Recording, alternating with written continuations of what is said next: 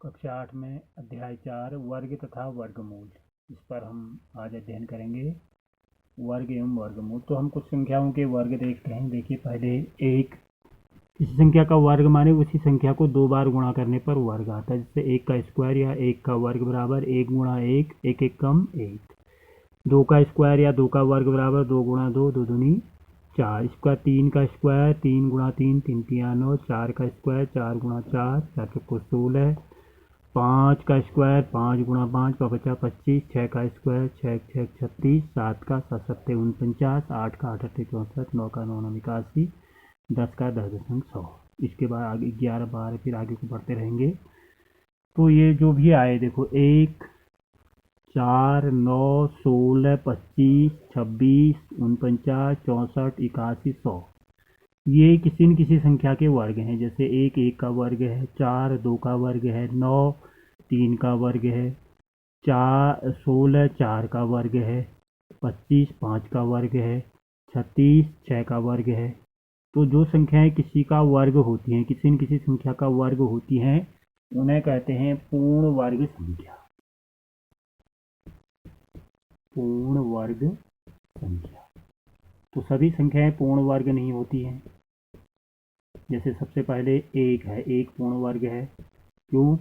क्योंकि 1 1 का वर्ग होता है, 1 1 कम 1। 2 पूर्ण वर्ग नहीं है, 2 किसी का वर्ग नहीं होता। 3 भी किसी नहीं का होता। फिर 4 होता है, 4 2 का वर्ग। फिर 9 3 का वर्ग। फिर 16 4 का वर्ग। उसके बाद 25 5 का वर्ग। 36 6 का वर्ग। फिर उसके बाद 7 का वर्ग 49। 8 का वर्ग 64। 9 का वर्ग 81। 10 का वर्ग 100। ये पूर्ण वर्ग संख्या है, जो किसी न किसी संख्या का वर्ग होती है। इनको कहते हैं पूर्ण वर्ग संख्या। अब हम पढ़ेंगे पूर्ण वर्ग संख्याओं की क्या विशेषता होती है। पूर्ण वर्ग संख्याओं की विशेषताएं।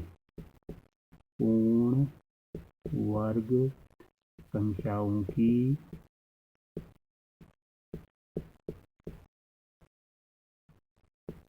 विशेषताएं।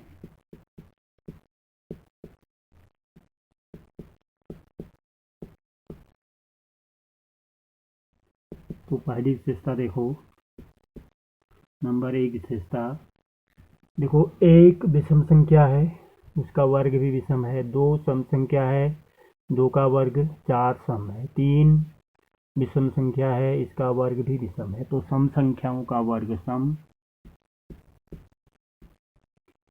सम संख्याओं का वर्ग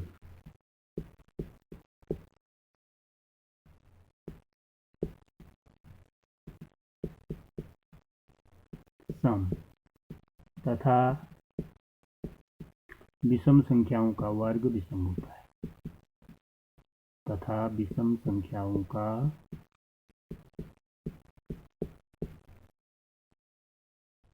वर्ग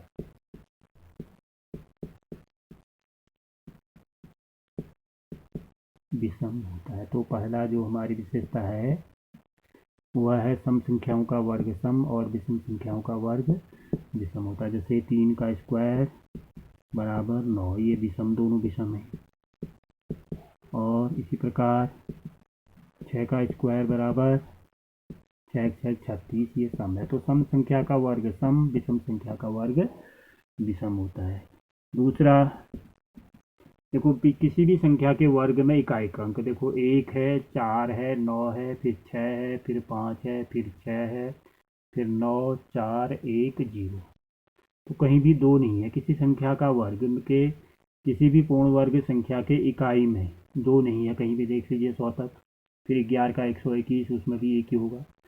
तो 1 से 10 तक या आगे को भी जितना बढ़ोगे, कहीं भी इकाई का अंक पूर्ण वर्ग संख्या में इकाई का अंक 1 तो 2 नहीं है। फिर देखिए 3 है, 3 भी कहीं नहीं है इकाई का अंक।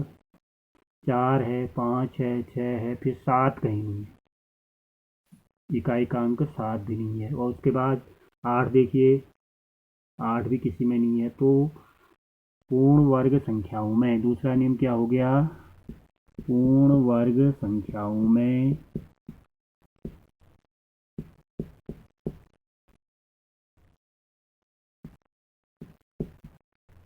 इकाई का अंक इकाई का अंक क्या नहीं होता है, 2,378 नहीं होता है। इसके अलावा अन्य होते हैं, कौन कौन नहीं होते हैं, 2, 3, 7, 8। कोई भी पूर्ण वर्ग संख्या है उसके इकाई में 2, 3, 7, 8 नहीं होंगे। अब देखिए हम शून्य वाली संख्याओं का वर्ग करें, जैसे 10 का वर्ग 10 गुणा 10 10,100। 100 में कितने जीरो हैं, 2 जीरो, 2 शून्य। 2 शून्य माने सम संख्या में, ये शून्य क्या है, सम संख्या में। अब देखो 10 में तो शून्य विषम संख्या में था, इसका वर्ग किया 10,100, इसका इसमें भी क्या आया, सम संख्या में। अब हम 100 का वर्ग करते हैं, 100 का स्क्वायर बराबर 100 गुणा 100, तो 4 जीरो होगी, 1 एकम 1, 10,000। कितने शून्य, 4 शून्य, इसमें कितने शून्य आए, 4 शून्य, तो ये भी सम संख्या है। शून्य क्या है, सम संख्या में, 2 शून्य क्या है भी सम संख्या में। अब हम 1000 का वर्ग करते हैं, इसमें देखते हैं इसमें शून्य कितने में आते हैं, तो 1000 का स्क्वायर बराबर 1000 गुणा 1000। अब इसमें शून्य की संख्या देखो, 3 इसमें 6 शून्य होगी, तो ये भी शून्य क्या है, सम संख्या। तो दूसरी चीज क्या निकली, दूसरा विशेषता क्या निकली, किसी पूर्ण वर्ग संख्या में के पीछे क्या होते हैं, शून्य सम संख्या में होते हैं। सबसे अंतिम में शून्य सम संख्या में होते हैं, विषम में नहीं होते। जैसे किसी ने कह दिया 1000, ये पूर्ण वर्ग संख्या है या नहीं, ये नहीं होगी, क्योंकि इसमें शून्य क्या है, विषम संख्या में, विषम अंकों में 3 है, इसमें कितने हैं, 6 हैं, इसमें कितने हैं, 2 हैं, तो 2 सम संख्या है, 4 सम संख्या है, 6 सम संख्या है, 8 शून्य हो सकते हैं, या 2 शून्य होंगे, या 4 शून्य होंगे, या 6 शून्य होंगे, या 8 शून्य होंगे, 10 शून्य होंगे। तो हम क्या लिखेंगे, किसी भी पूर्ण वर्ग संख्या, अगला क्या निकला, पूर्ण वर्ग संख्या में, पूर्ण वर्ग संख्या के अंत में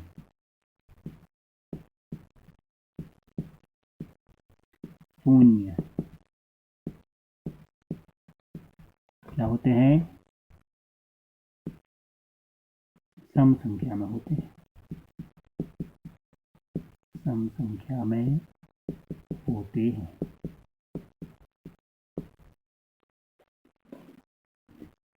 तो ये 3 नियम हमने पढ़ रहे हैं। अब चौथा देखो, चौथा हम विषम संख्याओं को लेकर, देखो पहली विषम संख्या 1 है, 1 का भी वर्ग है। अब उसके बाद 2 विषम संख्याओं का क्रमागत 2 विषम, पहली विषम संख्या 1, दूसरी विषम संख्या 3, इनका जोड़ करो, 3 में 1 जोड़ें 4, 4 किसका वर्ग, 2 का स्क्वायर। अब 3 विषम संख्याओं को जोड़ें हम, 1, 3, धन 5। देखिए अब क्या होता है, 5 में 3 8, 8 1 9, 9 किसका स्क्वायर, 3 का स्क्वायर।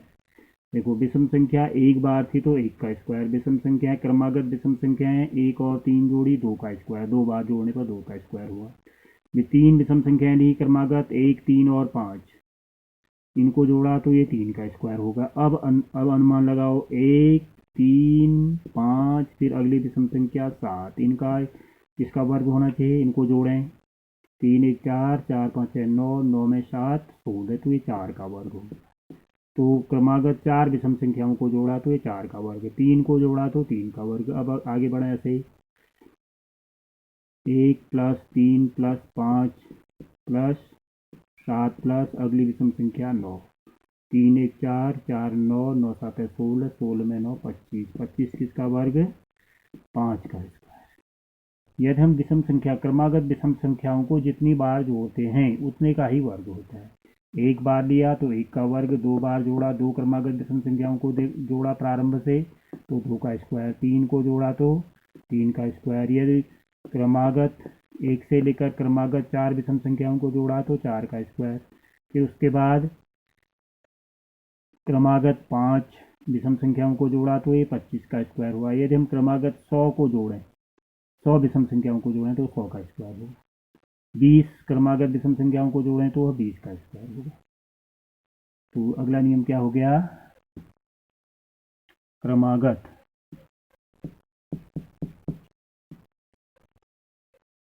एक से शुरू कर क्रमागत विषम संख्याओं का योग पूर्ण वर्ग होता है।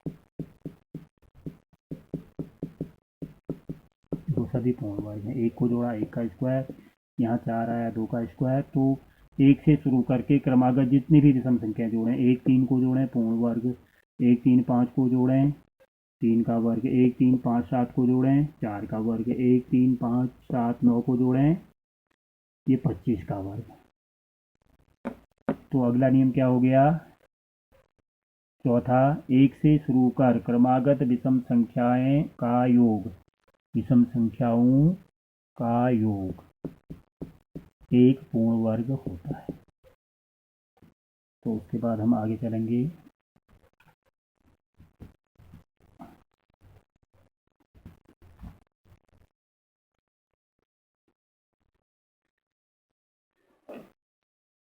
आगे देखें अब अगला 5वां नियम, यदि दो संख्याओं का वर्ग है उनके बीच में कितनी वर्ग संख्याएं हो सकती हैं। जैसे 1 और 2, 1 का स्क्वायर और 2 के स्क्वायर के बीच में, 1 का स्क्वायर लें और 2 के स्क्वायर, 1 का स्क्वायर कितना हुआ 1 और 2 का स्क्वायर 4। तो 1 और 1 4 के बीच कितनी संख्याएं होंगी जो परमेय नहीं होंगी, 2 और 3 आएंगी 1 और 4 के बीच। अब हम ले लेते हैं 2 का स्क्वायर, 2 दूनी 4, 3 का स्क्वायर 3 तिया 9 और 4 और 9 के बीच में, 4 9 के बीच कितनी संख्याएं जो पूर्ण वर्ग नहीं है। एक तो है 5, एक है 6, एक है 7, एक है 8। देखो 1 और 2 के बीच में, देखो 1 और 2 के वर्ग के बीच में 2 संख्याएं आई, 3 और 4 2 संख्याएं। 4 और 9 के बीच में 4 आई, ठीक 4 का दुगना। यहाँ देखिए 1 का दुगना आया, 1 का दुगना 2। यहाँ 4 और 9 के बीच में 4 का दुगना, नहीं 2 और 3 के बीच में, 2 और 3 के बीच में 2 का दुगना 4। फिर आगे बढ़ें, यदि हम 3 का स्क्वायर बराबर 3 तिया 9 और 4 का स्क्वायर 4 चक्को 16। अब यहाँ देखें 9 और 16 के बीच में, 9 और 16 के बीच में कौन आ रहे हैं, 10 11 12 13 14 15। कितना 1 2 3 4 5 6, ये 3 का दुगना। देखो 1 और 2 के बीच में, 1 के स्क्वायर और 2 के स्क्वायर के बीच में 1 के दो संख्याएं, 1 का दुगना हो गया, 1 का दुगना। 2 और 3 के स्क्वायर के बीच में कितनी परमेय संख्या आएंगी, 2 का दुगना 4। अब देखो 3 और 4 के स्क्वायर के बीच में 3 का दुगना, कितनी है ये 6 परमेय संख्या। यदि किसी ने हमसे पूछ दिया कि 10 के स्क्वायर और 11 के स्क्वायर के बीच में कितनी पूर्ण वर्ग कितनी संख्याएं आएंगी, तो ये सीधा हो जाएगा 10 का दुगना, 10 दूनी 20, 10 दूनी 20 हो गया। तो किसी ने पूछा 100 का स्क्वायर या 101 के स्क्वायर के बीच में कितनी पूर्ण वर्ग संख्या होंगी, तो ये हो जाएगा 2 गुणा 100 बराबर 2। तो हमारे पास आ गया, यदि n पूर्णांक संख्याएं हैं, एक संख्या n, पहली संख्या n है, ये n तथा उसके ठीक अगली बाद वाली संख्या n+1 के वर्ग के बीच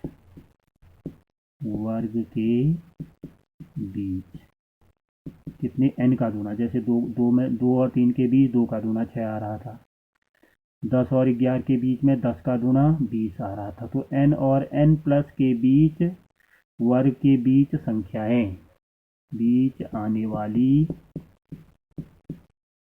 संख्याएं बराबर